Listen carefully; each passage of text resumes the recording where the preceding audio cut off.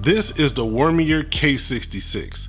I initially saw this keyboard on RA Visuals channel and I had to check it out.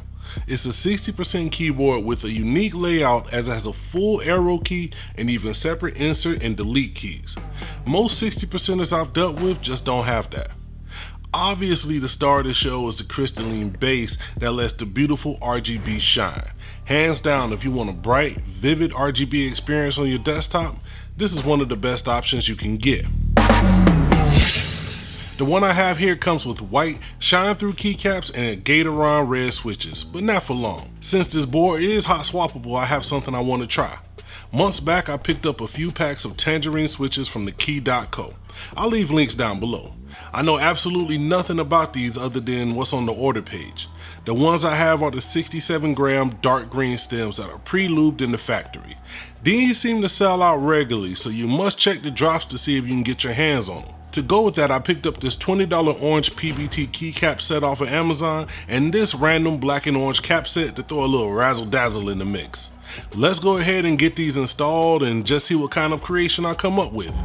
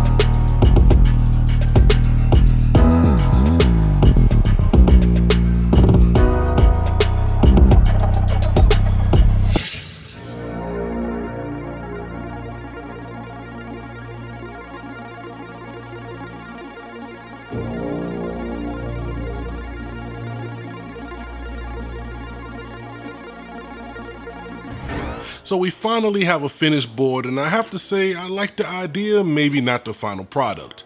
First, the hot swap on the Womier K66 is super easy, but please be careful as you can pull the switch up just trying to change the keycaps. But if you're looking for something where you can easily try different switches without the soldering, then this is an option to consider.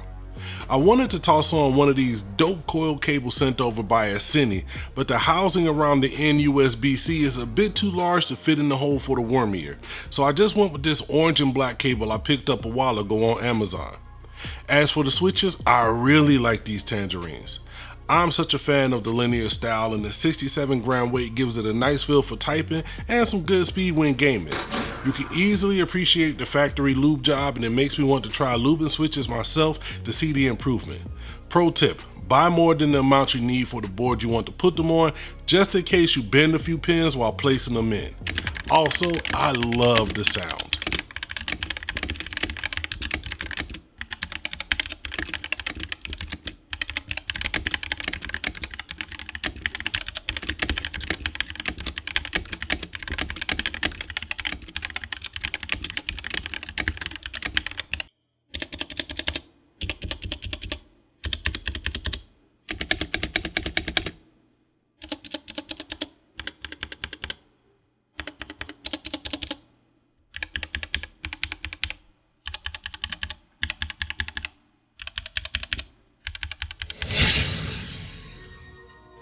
Now finally, let's address this horrible monster of a look. I just don't like the orange base keys, and the K66 doesn't have standard spacing along the bottom row and right shift key. I would suggest spending a little more on a real kit that provides the specials and exotics you need to properly cover your board. I actually do like the height difference of the WAS keys with the black face card caps. If you're still watching, go ahead and drop some keyboard suggestions in the comments of what you'd like to see on this board, and also give me a name. I will revisit this shortly and tell you about the upgrades and final endgame.